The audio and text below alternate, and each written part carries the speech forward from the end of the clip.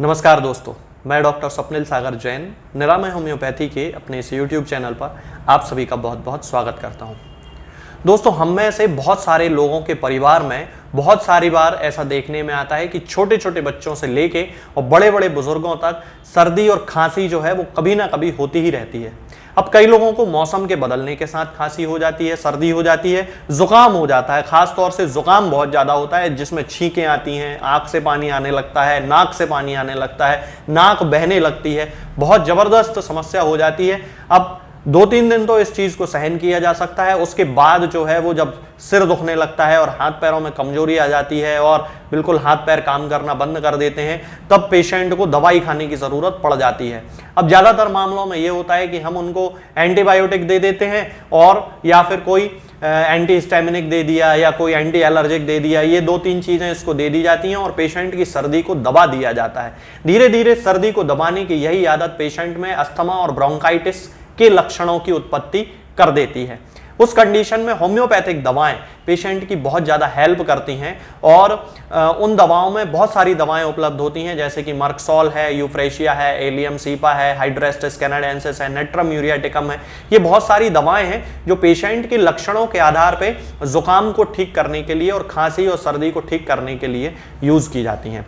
उन्हीं में से एक दवा के बारे में मैं आज आपसे बात करूंगा कि वो जो दवा है वो हम सर्दी, खांसी, जुकाम के किस लक्षण को देख के मरीज को हम दे सकते हैं। क्योंकि होम्योपैथी जो मेडिसिनल सिस्टम है वो लक्षणों का सिस्टम है, लक्षणों के आधार पे मरीजों को दवाई दी जाती है। तो आज इस मेडिसिन के बारे में मैं आपको बताऊंगा कि हम इस मेडिसिन को किस कंडीशन में किसी पेशेंट को दे सकते हैं। सबसे पहले मैं बता देता हूं कि मैं आज आपसे बात करने वाला हूं यूफ्रेशिया ऑफिसिनालिस के बारे में। ये मेरे पास यूफ्रेशिया ऑफिसिनालिस है, 30 पोटेंसी में ये मेरे पास है अभी इस समय, और ये आप देख सकते हैं। थोड़ा सा यदि मैं इसको थोड़ा सा आगे करता हूं तो शायद आपको समझ में आ जाएंगी वर्डिंग्स कि ये यूफ्रेशिया ऑफिसिनालिस इसका पूरा नाम है। आज इसी मेडिसिन के बारे में पूरी जानकारी इस वीडियो में मैं आपको दूंगा। तो चलिए दोस्तों शुरू करते हैं। सबसे पहला जो मेन सिम्टम है इसका वो मैं आपको बताता हूँ। यूफ्रेशिया ऑफिसिनालिस सर्दी खांसी की बहुत अच्छी मेडिसिन है। तो इसकी सर्दी का जो लक्षण है वो ये होता है कि जिस व्यक्ति को सर्दी होगी उसकी आंखों से बहुत ज्यादा पानी आता है और नाक से भी पानी आता है। अब आंख से जो पानी आएगा उसके कारण पेशेंट को आंख में और उसके आसपास की जो हिस्से होते हैं जैसे पलक वगैरह में, यहाँ पे बहुत ज्यादा उसको बर्निंग का सेंसेशन होगा, जलन होगी उसे बहुत ज्यादा, और उसके साथ में आंख में लालपन रहेगा, आंख में से कीचड़ आएगा, गाढ़ा गाढ़ा कीचड़ आता है और नाक से जो पानी बहेगा वो नहीं जलता है। ये इसका खास सिम्टम होता है। इसी के जैसे मिलती जुलती एक और मेडिसिन होती है दोस्तों, जिसे एलियम सीपा कहा जाता है। एलियम सीपा में भी नाक से पानी आता है और आंख से पानी आता है, लेकिन एलियम सीपा का जो पानी नाक से जो आता है उसमें जलन पड़ती है, आंख वाले पानी में वहां पे जलन नहीं पड़ती। और यूफ्रेशिया आप इसको ऐसे याद रख सकते हैं कि E for I and E for Euphrasia. तो जहां आंख में आने वाले पानी से जलन पड़े वहां यूफ्रेशिया दे दीजिए, और जहां नाक से आने वाले पानी में जलन पड़े वहां पे एलियम सीपा दे दीजिए। इसके अलावा ये जो जलन वाला सिम्टम है ये और भी मर्कसॉल और दूसरी मेडिसिन में पाया जाता है, आर्सेनिकम एल्बम में भी पाया जाता है, लेकिन वहां पे जो लक्षण होते हैं वो थोड़े से अलग होते हैं।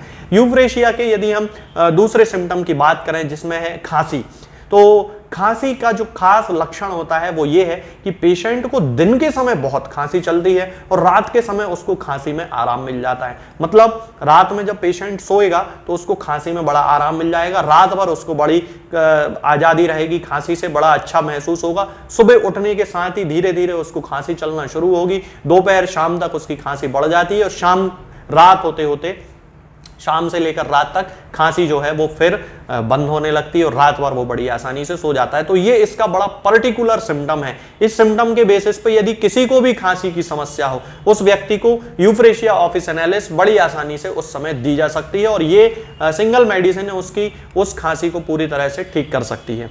इसका जो तीसरा सिम्टम होता है दोस्तों वो होता है महिलाओं के मासिक धर्म पे। मासिक धर्म से संबंधित महिलाओं के केस में ये बहुत अच्छी मेडिसिन है। हालांकि होम्योपैथिक फिजिशियंस इसको केवल सर्दी जुकाम की मेडिसिन के बारे में ही जानते हैं, लेकिन ये मासिक धर्म के लिए बहुत अच्छी मेडिसिन है और खास तौर से उन महिलाओं में जिनमें कि महिलाओं का जो मासिक धर्म है वो केवल एक दिन या 2-3 घंटे के लिए ही आता है। मतलब कि उनको जब ब्लीडिंग होती है तो वो या तो 1 दिन होती है, मैक्सिमम 1 दिन, और या फिर उससे भी कम 2-3 घंटे 4 घंटे ही उनको ब्लीडिंग होती है और उसके बाद उनका मासिक धर्म होना बंद हो जाता है। तब उस कंडीशन में भी ये मेडिसिन यूफ्रेशिया ऑफिसिनालिस बहुत अच्छा काम करती है और उन महिलाओं के एक नॉर्मल स्टेटस को लेके आती है। उनके गर्भाशय से संबंधित जो बीमारी होती है जिसके कारण उनका मासिक धर्म केवल 1 दिन या कुछ घंटों तक ही रहता है, उस समस्या को दूर कर देती है और उस पेशेंट को पूरी तरह से क्योर कर देती है। यदि आंख से संबंधित यदि हम इसके दूसरे लक्षणों की बात करते हैं तो जिन लोगों को कंजंक्टिवाइटिस की प्रॉब्लम हो जाती है, आंख आना जिसे कहा जाता है, आंखों की जो कंजंक्टिवा होती है उसमें इन्फ्लेमेशन हो जाता है, उसमें सूजन आ जाती है, उस कंडीशन को कंजंक्टिवाइटिस कहा जाता है। उसकी भी ये बहुत अच्छी मेडिसिन है और सिम्टम इसका बिल्कुल वही रहेगा कि आंख से बहुत ज्यादा पानी आएगा, गाढ़ा गाढ़ा जो है वो कीचड़ उसमें से निकलेगा और आंख से आने वाला जो पानी होगा वो बहुत ज्यादा जलन करेगा। तो कंजंक्टिवाइटिस की भी ये बहुत अच्छी मेडिसिन मानी जाती है। इसके साथ में दोस्तों इसका एक और बहुत खास सिम्टम होता है छोटी माता जिसे कहा जाता है। कई बच्चों में आपने देखा होगा चेचक निकलती है जिसमें से एक बड़ी माता होती है, एक छोटी माता होती है। तो छोटी माता के लिए ये मेडिसिन बहुत अच्छा काम करती है। पल्सिटिला भी उतनी ही इफेक्टिव मेडिसिन है, लेकिन जिन बच्चों को बहुत ज्यादा सर्दी खांसी हो रही हो और उनके सिम्टम यूफ्रेशिया से मिल रहे हो तो पल्सिटिला यदि वहां पे काम नहीं करती है तो फिर यूफ्रेशिया से छोटी माता जो है वो पूरी तरह से ठीक की जा सकती है। तो ये जो खास सिम्टम्स होते हैं दोस्तों ये यूफ्रेशिया ऑफिसिनालिस के होते हैं, जो पर्टिकुलर सिम्टम्स हैं। मैं अपने हर वीडियो में वो पर्टिकुलर सिम्टम बताता हूं जिसके बेसिस पे हम मेडिसिन को डिफरेंशिएट कर सकते हैं, अंतर समझ सकते हैं। तो आप यूफ्रेशिया ऑफिसिनालिस का उपयोग जो लक्षण मैंने अभी बताए हैं उन लक्षणों के आधार पे सर्दी खांसी जुकाम छोटी माता और मासिक धर्म से संबंधित जो बीमारी यदि किसी महिला को है तो उन सारी समस्याओं में हम यूफ्रेशिया ऑफिसिनालिस का यूज कर सकते हैं।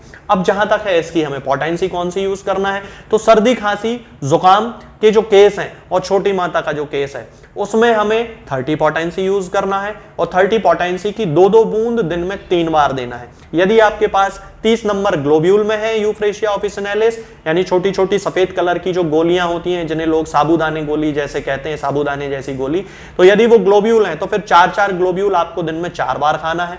और अगर आपके पास ये ड्रॉप है इस तरह का 30 पोटेंसी है, लिक्विड है इस तरह का, तो आपको लिक्विड में 2-2 बूंद दिन में 4 बार यूज करना है या 3 बार यूज करना है अपने लक्षणों की इंटेंसिटी के आधार पे। जितने ज्यादा लक्षण होंगे तो फिर 4 बार यूज कर लें और यदि थोड़ा बहुत ठीक है तो 2-3 बार भी यूज की जा सकती है। ये आप अपने हिसाब से सेट कर सकते हैं, बिल्कुल कोई दिक्कत नहीं है, लेकिन 4 बार से ज्यादा आपको नहीं लेना है। अब जहां तक है मासिक धर्म से संबंधित तो इसकी 200 पोटेंसी आपको उस समय लेना है। यदि किसी महिला को वैसी दिक्कत है कि एक दिन ही उसका मासिक धर्म हो रहा है तो 200 पोटेंसी लेना है और 200 पोटेंसी को 4 बूंद लेना है हफ्ते में 1 बार, मतलब कि उसका वीकली डोज लेना है, 7 दिन में 1 बार उसको लेना है और 200 पोटेंसी की 4 बूंद लेना है।